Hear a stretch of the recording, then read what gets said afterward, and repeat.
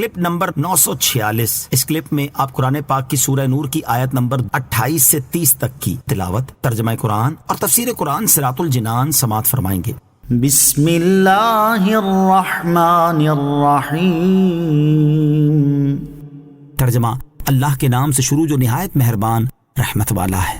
فَإِن لَّمْ تَجِدُوا فِيهَا أَحَدًا فَلَا تَدْخُلُوهَا حَتَّى يُؤْذَنَ لَكُمْ وَإِن قِيلَ لَكُمُ ارْجِعُوا فَارْجِعُوا هُوَ أَزْكَىٰ لَكُمْ وَاللَّهُ بِمَا تَعْمَلُونَ عَلِيمٌ۔ ترجمہ، پھر اگر تم ان گھروں میں کسی کو نہ پاؤ تو بھی ان میں داخل نہ ہونا جب تک تمہیں اجازت نہ دے دی جائے، اور اگر تمہیں کہا جائے واپس لوٹ جاؤ تو تم واپس لوٹ جاؤ، یہ تمہارے لیے زیادہ پاکیزہ ہے اور اللہ تمہارے کاموں کو خوب جاننے والا ہے۔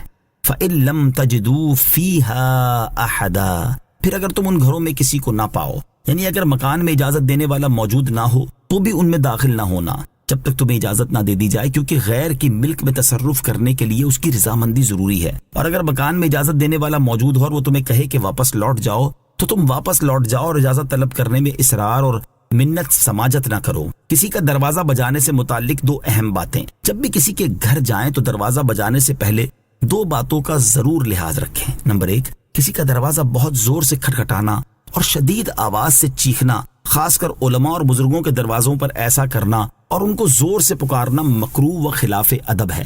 لہٰذا درمیانی انداز میں دروازہ بجائیں اور آواز دینے کی ضرورت ہو تو درمیانی آواز سے پکاریں۔ یوں ہی جس کے گھر پہ بیل لگی ہو تو ایسا نہ کریں کہ بٹن پر ہاتھ رکھ کر ہی کھڑے ہو جائیں، اور جب تک دروازہ کھل نہ جائے اس سے ہاتھ نہ ہٹائیں، بلکہ ایک بار بٹن دبا کر کچھ دیر انتظار کریں۔ اگر دروازہ نہ کھلے تو دوبارہ بجا لیں، کچھ دیر انتظار کے بعد پھر بجا لیں۔ اگر تیسری بار بجانے کے بعد بھی جواب نہ ملے تو کسی شدید مجبوری اور ضرورت کے بغیر چوتھی بار نہ بجائیں بلکہ واپس چلے جائیں اور کسی دوسرے وقت میں ملاقات کر لیں۔ نیز یہاں یہ بھی یاد رہے کہ 3 مرتبہ تک دروازہ بجانے یا گھنٹی بجانے کی اجازت ہے، کوئی واجب نہیں۔ لہٰذا یہ بھی ہو سکتا ہے کہ 2 یا 1 مرتبہ دروازہ بجانے پر اگر کوئی دروازہ نہ کھولے تو واپس چلے جائیں۔ نمبر 2، جب کسی کا دروازہ بجائیں اور اندر سے پوچھا جائے کہ کون ہے تو اس کے جواب میں یہ نہ کہیں کہ میں ہوں، بلکہ اپنا نام بتائیں تاکہ پوچھنے والا آپ کو پہچان سکے۔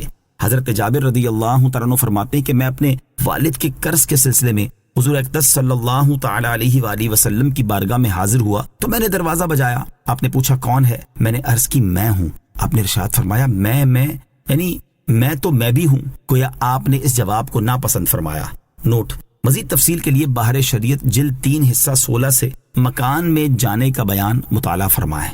ہوا ازکا لکم، یہ تمہارے لیے زیادہ پاکیزہ ہے، یعنی اجازت نہ ملنے کی صورت میں تمہارا لوٹ جانا تمہارے لیے زیادہ پاکیزہ کام ہے، کیونکہ بعض اوقات لوگ اس حال میں ہوتے ہیں کہ اس وقت وہ کسی کا اپنے پاس آنا پسند نہیں کرتے۔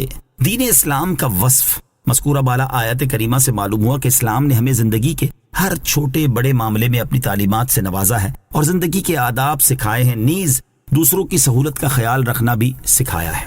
لَيْسَ عَلَيْكُمْ جُنَاحٌ أَن تَدْخُلُوا بُيُوتًا غَيْرَ مَسْكُونَةٍ فِيهَا مَتَاعٌ لَكُمْ وَاللَّهُ يَعْلَمُ مَا تُبْدُونَ وَمَا تَكْتُمُونَ۔ ترجمہ: اس بارے میں تم پر کچھ گناہ نہیں کہ ان گھروں میں جاؤ جو خاص کسی کی رہائش نہیں، جن میں تمہیں نفع اٹھانے کا اختیار ہے، اور اللہ جانتا ہے جو تم ظاہر کرتے ہو اور جو تم چھپاتے ہو۔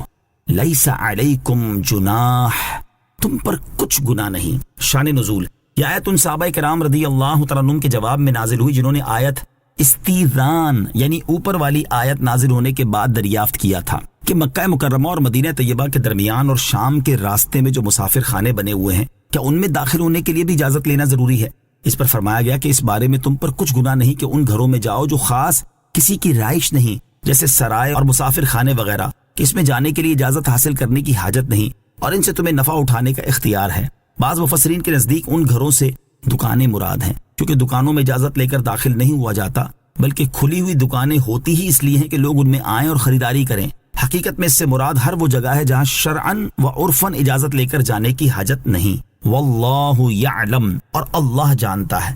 آیت کے اس حصے میں ان لوگوں کے لیے وعید ہے جو ان مقامات پر چوری وغیرہ کی نیت سے یا عورتوں کو جھانکنے کے لیے جائیں۔ یہ لوگ اس بات کو ذہن میں رکھیں کہ اللہ تعالیٰ جانتا ہے جو وہ ظاہر کرتے ہیں اور جو چھپاتے ہیں۔ قل للمؤمنین یغضوا من ابصارهم ویحفظوا فروجهم ذلك ازکی لهم ان اللہ خبیر بما یصنعون۔ ترجمہ: مسلمان مردوں کو حکم دو کہ اپنی نگاہیں کچھ نیچی رکھیں اور اپنی شرم گاہوں کی حفاظت کریں، یہ ان کے لیے زیادہ پاکیزہ ہے، بے شک اللہ ان کے کاموں سے خبردار ہے۔ قل للمؤمنین، مسلمان مردوں کو حکم دو۔ اس آیت میں مسلمان مردوں کو حکم دیا گیا کہ وہ اپنی نگاہیں کچھ نیچی رکھیں اور جس چیز کو دیکھنا جائز نہیں اس پر نظر نہ ڈالیں۔ وَيَحْفَظُوا فُرُوجَهُمْ، اور اپنی شرم گاہوں کی حفاظت کریں۔ آیت کے اس حصے کا ایک معنی یہ ہے کہ زنا اور حرام سے بچیں، دوسرا معنی یہ ہے کہ اپنی شرم گاہوں اور ان سے متصل وہ تمام اعضاء جن کا ستر ضروری ہے انہیں چھپائیں اور پردے کا اہتمام کریں۔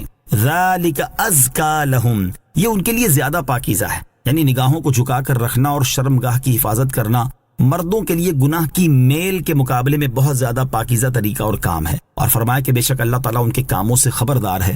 امام عبداللہ بن احمد نصفی رحمۃ اللہ تعالی فرماتے ہیں اس میں نگاہیں جھکا کر رکھنے اور شرم گاہوں کی حفاظت کرنے کی ترغیب اور ایسا نہ کرنے پر ترہیب، یعنی اللہ تعالیٰ کے عذاب سے ڈرایا گیا ہے کہ اللہ تعالیٰ مردوں کے حالات، ان کے افعال اور ان کی نظریں گھمانے کے انداز سے خبردار ہے۔ وہ آنکھوں کی خیانت اور دلوں کی چھپی ہوئی باتیں جانتا ہے۔